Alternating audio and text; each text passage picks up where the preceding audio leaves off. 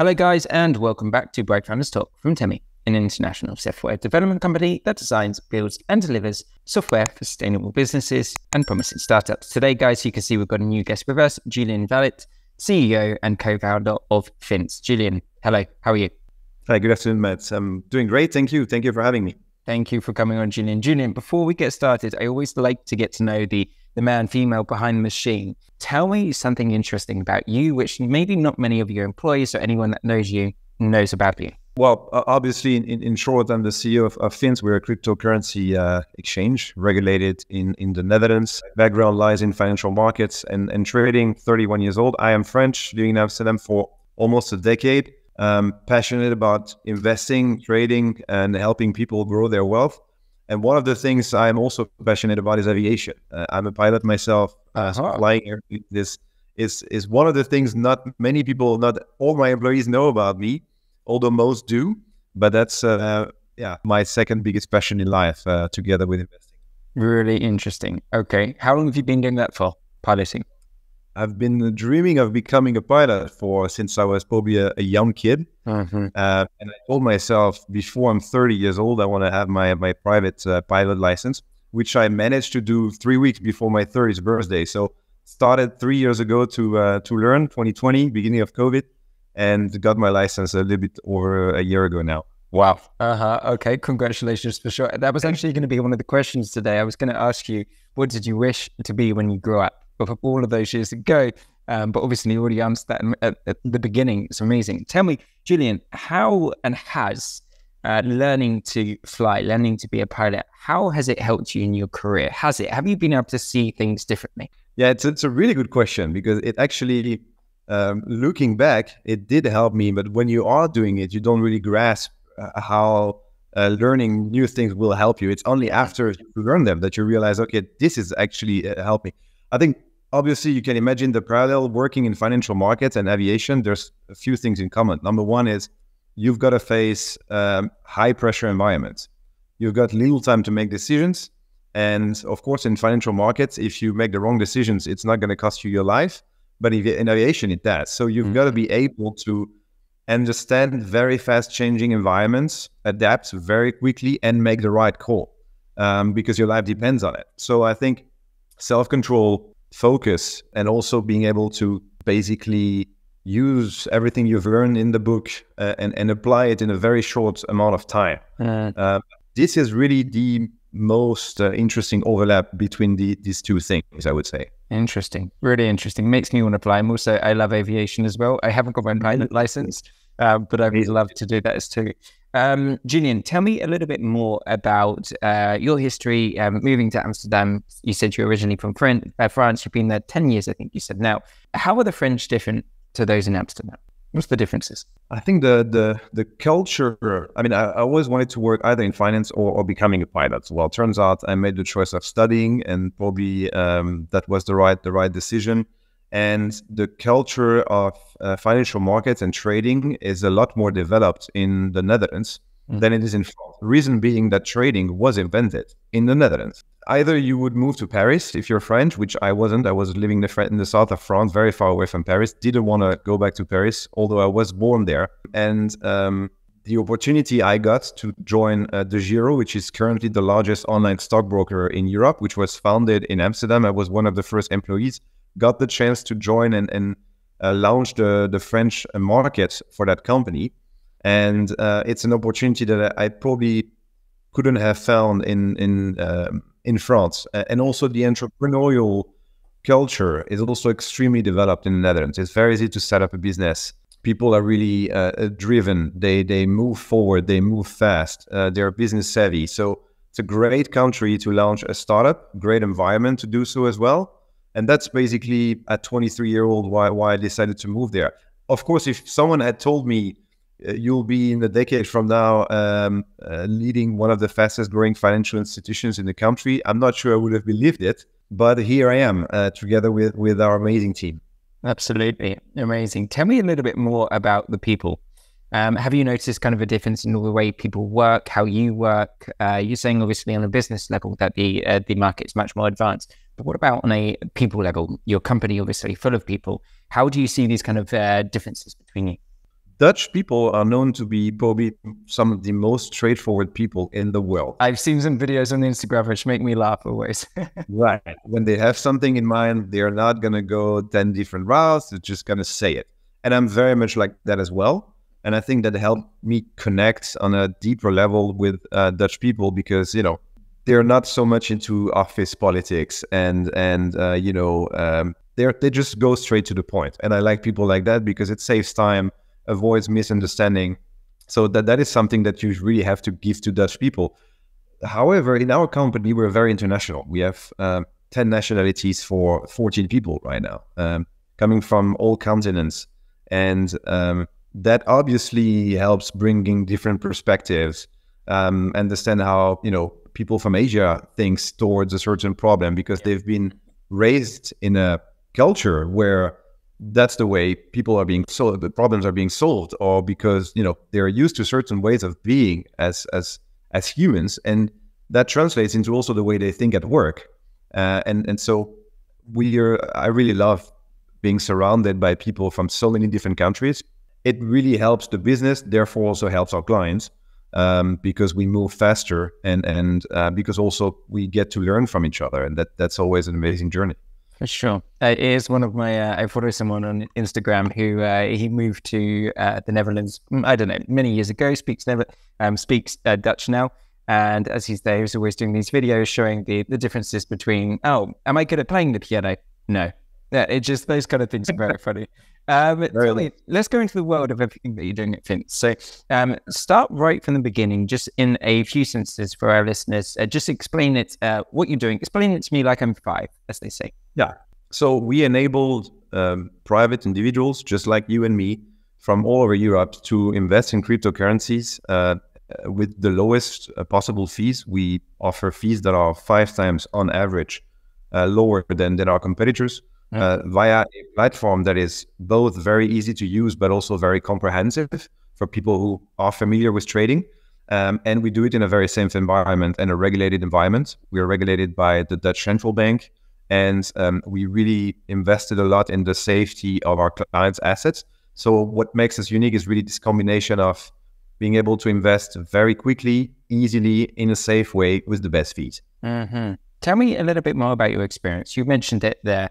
Was one of the reasons as to why you stayed in France at the beginning in your experience in, I can't pronounce the company name right, so correct me when I absolutely butcher it, but DeGiro, I believe, yeah? Oh, perfect.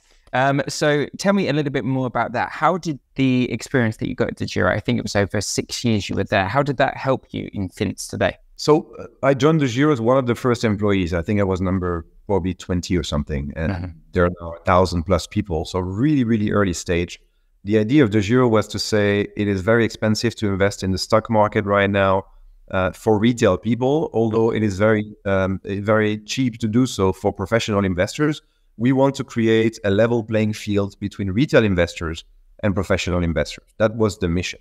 Back in the days, there was no neo brokers. I'm not sure where you're from, Matt, but if you look at the European landscape, you've got so many trading platforms and apps, Trade Republic, Trading 212, DeGiro, and the likes, that didn't exist a decade ago. Everything was super expensive. Access to the financial market was not democratized. So that was really the mission, is let's get a level playing field between all investors.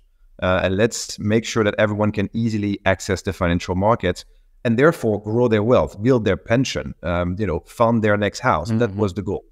We grew extremely fast, became the largest stock trading platform in the Netherlands in no time, then expanded in 18 months in 18 European countries, where we are also now market leader in France and many other countries. I say we, which is a bit of a strange to say because I've spent so long in there. And I noticed that, yeah. It's so much energy. And it's a huge part of my career, so I still say we, but let's say they. And so after 7 years, the company got acquired by a German company, which is called Flatex DeGiro, which is a German bank. So it's a listed company in Germany now, 2.5 million clients, started from zero. So a tremendous journey, went from to scale up to listed company, acquisition by a German bank. I've seen all of these phases in and out. Company got acquired. It was time for me after 7 years to move on to another challenge. And not alone, because it turns out most of our team, we've been working together for many years at DEGIRO, and they're still with us today. I had this idea of in crypto business with my co-founder, Marcel, who I spent many years at DEGIRO with. And then once our former engineers and compliance colleagues and marketing realized we were building this, they said, we want in. We were cooking the same recipe in a different restaurant, meaning that exactly the same problems in the crypto industry than we were solving in the stock market 10 years ago. Same recipe, different asset class, different industry. And it's even an industry that needs even more of this solution, because most people have probably heard of a company called FTX, which was one of the largest crypto platforms in the world. Went bankrupt. It's been all over the news. We are here to make sure there's never another FTX again. Tell me, Julien, with regards to, you were saying you moved to France when you were about 23. So obviously 23, 24, when you started this journey at DEGIRO, were you ready for the kind of roller coaster success, that kind of quick acceleration from 0 to 100? And how do you get ready for that? I said to you before we started that we do have obviously the startup listeners listening to the show. How do you prepare for that? Were you? I wasn't ready, not at all. And I had no idea how it even would look like, to be very honest. I was 23-year-old, so first startup. I knew deep down, and that's why I joined the company, and everyone in the company knew that we had the perfect ingredients to make this a massive success. But in startup, that's not enough. It is not enough to have a brilliant idea. It is not enough to have great team. These are ingredients, but at the end of the day, what matters is execution. Execution is at least as important as the idea you have. And looking around, having all of the people being on board with the mission and believing in the mission became very successful because we were able to execute on that vision very fast and in a way that, because people trust you with their money, right? When you're financial, so you don't have the right to make mistakes to some extent. So wasn't ready, but you've got to prepare by. We were a fintech company, so heavily reliant on technology, and you've got to make sure your IT infrastructure is going to be ready to support millions of clients. And that's very easy to say when you look back. But the truth is, when you start, and we've had that with our engineers again last year, when we built the company, when we built Finst, we said, let's learn from our mistakes. Because one of the pain points of every startup that grows really fast is scalability. When you're a fintech company, that means if you have a B2B software or trading platform, at some point you want to make sure that your millions of clients can all log in at the same time and use the product. And that is often the backbone of tech companies. What we said when we built Finst is, okay, we've got now with our small team, we have to build an infrastructure that is going to be handling millions of clients in a few years. And it's a bit counterintuitive when you think about it, because when you're super small, you want to focus on getting the basics right, the foundation solid.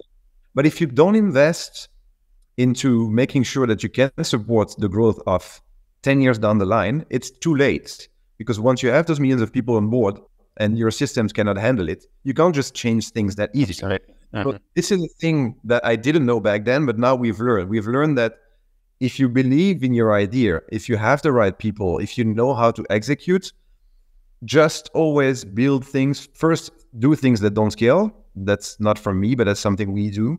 Go through painful processes before you start automating them, because then you understand exactly what needs to be automated and how. And always think that down the line, you're going to have millions of users and you will need to have an infrastructure that scales and that remains stable over time. So, and you've got to do that from day one, because after 2 years, it's too late. Julien, you come across to me as the guy that wouldn't make the same mistake twice. But in this regard, obviously, starting Finst over 2 years, close to 3 years, I think now. What has been your biggest mistake that you've made? A very good question, and it's a hard one, to be honest. I mean, they all have like different levels of consequences, right? And I'm trying to find one that is relevant. There are small mistakes. For example, hiding our domain finst.com. We never it was protected by a password. And we thought, that's great because no one can see anything we're building, why we're building it, just in case someone would randomly Google Finst.com, which was impossible from a probability perspective. And we thought as soon as we go live, we remove the password. Well, that was a terrible rookie mistake because it turns out Google took 1 month before they could find us. And we had great PR and people said, I can't find you on Google. So that was a bit of a rookie mistake. Again, not a life-changing, mistake, but has there been one that's kind of kept you up at night so far? Wow. What keeps you up at night when you're at a startup in a financial institution is, again, you manage clients' money. You have to be approved to become board member of a financial institution, right? So you've got some responsibilities. And as the CEO, but also my fellow board members, we know that ultimately if something goes wrong with our clients' money, which we make sure it won't happen, but there's always risk in everything. Imagine, if you lose your client's assets, then that would be, and you could potentially be liable on a personal level and go to jail. So these are not a thing that keeps you at night every night, but it's always at the back of your mind that you have to make sure you protect your clients and their assets because you are entrusted with people's money. And it's not the same as selling t-shirts or having a platform where you can just chat online. The risks are different. And that's what you have to understand when you're going into a fintech business. When there's money involved, the level of responsibility is very different. Julien, elaborate for me the unique strategies that sets Finst apart from, to enable to be able to offer the lowest fees in the cryptocurrency market. What are the things that separate you? Like I said, the fees is what our clients experience. So we help people save money on every time they trade. If you buy 1,000 euros worth of Bitcoin, $1,000, we will charge you 5 times less. Just like if you fly Ryanair, you're going to go from A to B 5 times less than if you fly KLM, for example. But what's really important, and I always make the parallel with aviation because, of course, that's my passion. So, and the reason why when people fly Ryanair, they never think that the aircraft is less safe than KLM. However, they pay 5 times less. And I think it's a little bit, it also applies to us. So you want to make sure people understand that although you're cheaper, you do not compromise on safety. And that's something we've learned from our previous experience in our previous company. So, but something has to be able to give you. Like, I mean, when I go on Ryanair, I know, for example, the service isn't going to be so good. Yes. So the parallel is not fully applicable to our industry, but on the safety, on the relationship between how much you pay and how safe it is, the parallel is actually very applicable. However, you're right, and that example is not really applicable to every aspect of the business.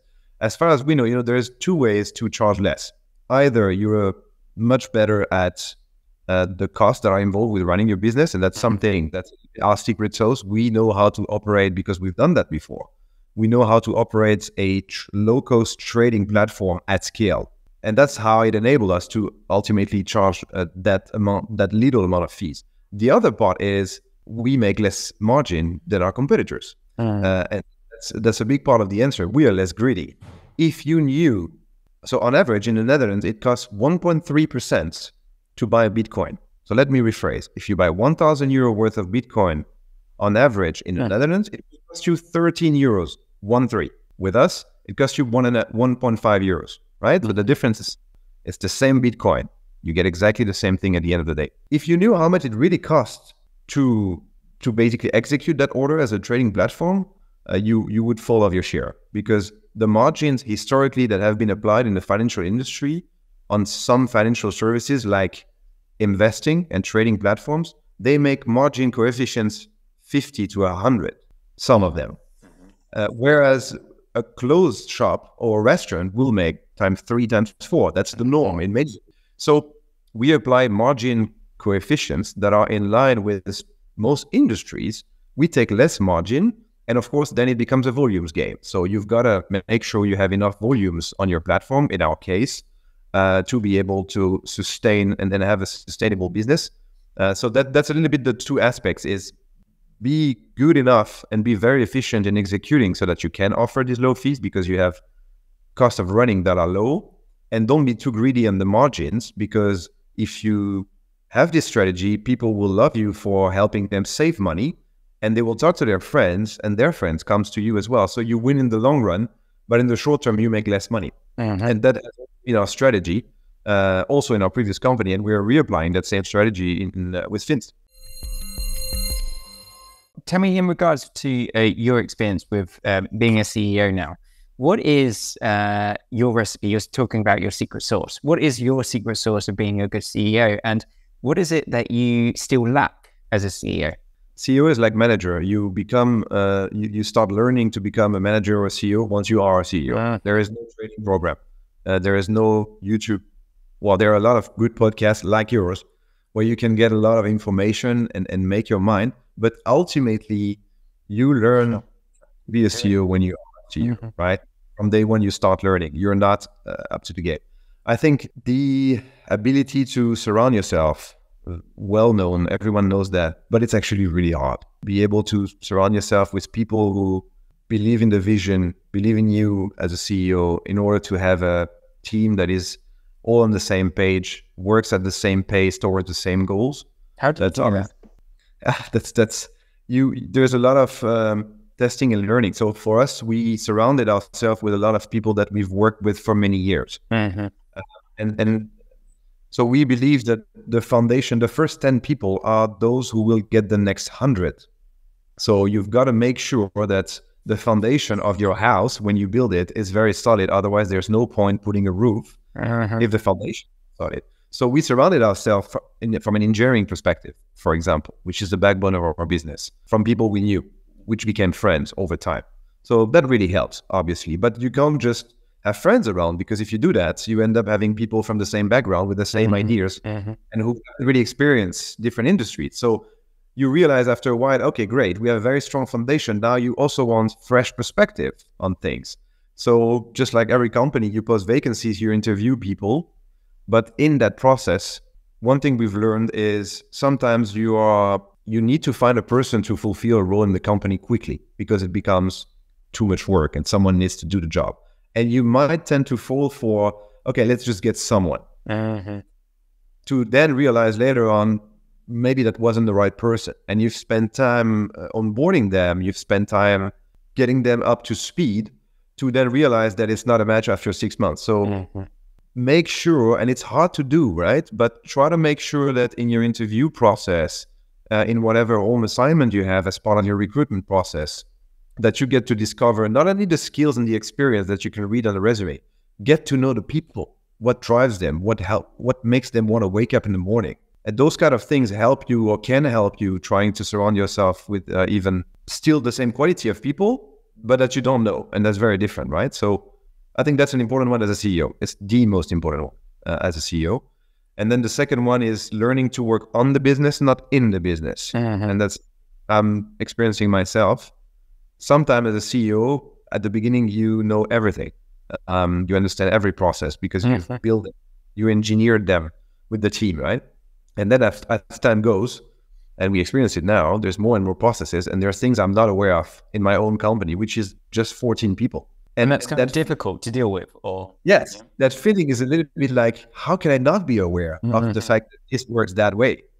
And at the beginning, it's a little bit like, it feels like a mistake. It feels like I should know. And actually, you've got people around you that says, no, you shouldn't know. It's not your job to know everything. You're not here for that. But don't worry, there are people who know, and that's the people you trust. That's the people you delegate to. And that feeling is really strange, of being like, so much to know that you don't know everything, but you've got to learn that, hey, my role is not to be, involved in every little detail, every little email that's being sent to a client shouldn't be triple checked, especially not by me. So learning to work on the business, not in the business, is crucial. And the bigger you become, the more important it is, because if you're heads down, biking and not looking at what's happening around in your market, in other countries in the same industry with your competitors, you quickly become outpaced, and you need to reflect on, okay, so we said that in the company, we said, we're going to take time to think. And that means we're going to take the team once in a while, and we're going to take them out of the office, no computer, no laptop, nothing. We're just going to think. We're going to reflect on what we've done, on all the things we hear, we see from clients, and just think and take time to think. And that's really important in my view. And that really helps the team, helps the company. And it works, does it? And there's some kind of ideas, some kind of processes that come out. Yes, it does, because you don't have time to spend an hour on an idea that could be great, but might not be great. And you think, oh, there are more pressing issues. And that's true. There's always more pressing issues. But if you never take that time, you're just in your box, and the box doesn't get bigger. You turn around at some point. So we think that's a great way. And it sounds like a waste of time, because you could say, why am I going to spend half a day in my team going for a hike and just talking, while we could be building new products and services? Well, actually, it's quite the opposite. It's the opposite. You'll be faster after, because you've done that team building where there was no laptop, there was no phone, and we just reflected and had a thinking process together. Julien, you mentioned that about really important to get those people on the team and to understand what they get up for in the morning, what makes them tick, basically. What makes you tick? What do you want your legacy to be?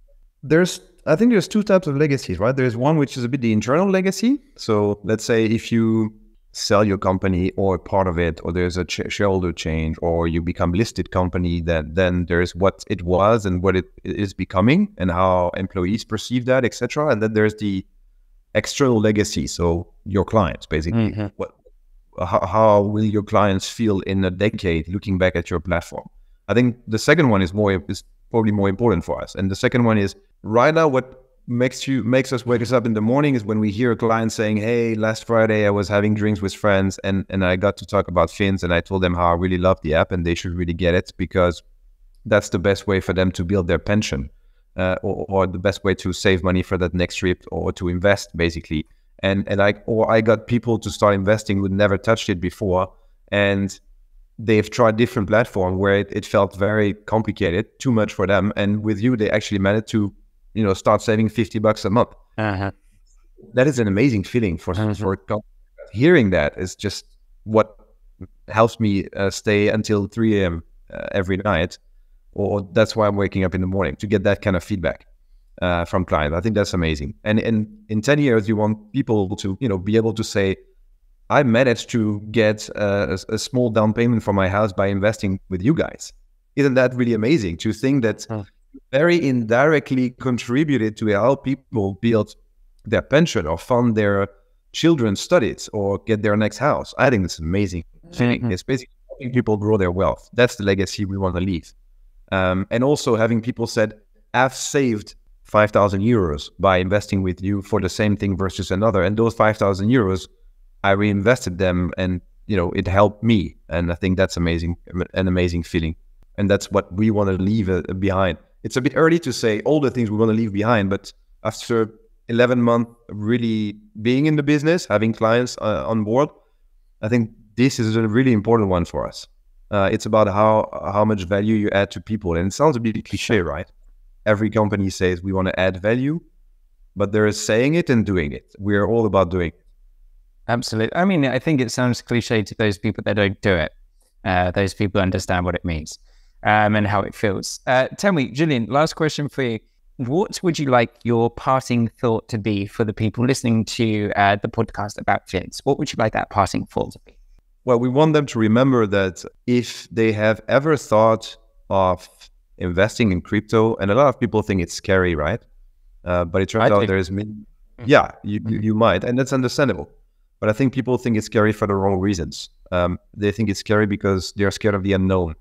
And because... an education of it. Yes, blockchain is very unknown, but the world we're going to live in 10 to 20 years will be dramatically improved thanks to the blockchain.